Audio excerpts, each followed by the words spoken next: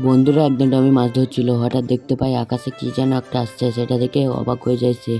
তারপরে সে হাঁটতে হাঁটতে তার কাছে যেতে থাকে। যে দেখে প্লেন থেকে একটা এলিয়েন নামছে, সেটাকে দেখে সে বন্ধু পাতিয়ে নেয়।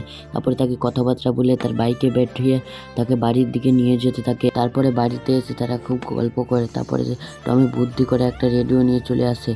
তারপরে তার সামনে রেডিওটা বাজায়, সেটা দেখে এলিয়েনটা খুব মাথা ঘুরে অজ্ঞান হয়ে যায়। তারপরে সে মাথা ঘুরে তারপরে তার চোখ খুললেই সে একটা গাছের নিচে বাধা দেখতে পায়। তারপরে টমিটি তার বন্ধুটিকে ফোন করতে বলে। তারপরে তার বন্ধুকে সে ফোন করে। তারপরে সে বন্ধু আবারও চলে আসে গ্রহতে।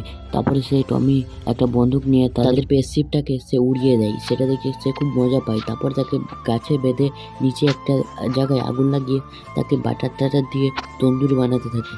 কিছুক্ষণের মধ্যে ভালোভাবে বাটারটা দিয়ে কিছুক্ষণের মধ্যেই তন্দুরিটা হয়ে যায়। তারপরে সে টমি মজা করে খেতে থাকে।